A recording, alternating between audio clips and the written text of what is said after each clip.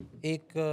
ये तासुर होता है कि कोई डॉक्टर अच्छा वो है या साइकोलॉजिस्ट साइकेट्रिस्ट अच्छा वो है जो कि एक डायग्नोसिस की तरफ पहुंच जाए, हुँ, फिर उसमें डिफरेंशियल डायग्नोसिस से वो देखते हुए कोई एक बता दे कि जी असल में मसला जो है वो ये है। हुँ। ये जब डुअल डायग्नोसिस की बात होती है, क्या ये लैक है उस डॉक्टर का साइकोलॉजिस्ट का कि वो दो दो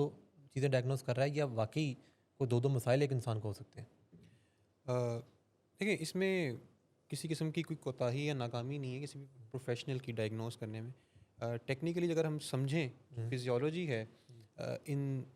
दिमागी जो इलनेसेस हैं, साइकियाट्रिक इलनेसेस और एडिक्शन के दरमियान, तो जी बहुत बड़ा ओवरलैप एग्ज़िस्ट करता है, हाँ दोनों की पैथोफ़िज़ियोलॉजी में, दोनों के मैकेनिज़्म में। जी क्योंकि एडिक्शन में भी कहीं न कहीं हम देखते हैं कि बहुत मेजर रोल आपके ब्रेन के अंदर मौजूद न्यूरोट्रांसमीटर्स की डिस्टर्बेंस का है। जी और सेम वही उन्हीं न्यूरोट्रांसमीटर की डिस्टर्बेंस बहुत से या मेजॉरिटी साइकाट्रिक इलनेसेस का भी कॉज बनती है। तो अगर किसी इंसान को प्री एग्जिस्टिंग कोई साइकाट्रिक डिसऑर्डर है तो एक इम्बैलेंस ऑलरेडी एग्जिस्ट करता है जी उन न्यूरोट्रांसमीटर्स का, जो जी कि उस इंसान की इस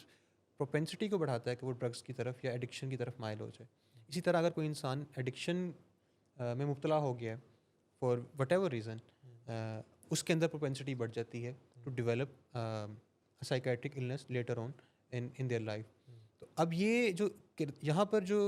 एक प्रोफेशनल का रोल है जी वो इम्पोर्टेंट इसलिए हो जाता है कि उसने पहले असर्टन करना होता है कि इनमें से क्या चीज़ प्राइमरी डिजीज़ है और हम्म फिर क्या चीज़ है जो उसके आउटकम में हमें मिल रही है, क्योंकि हम्म ट्रीटमेंट डिटरमिन करना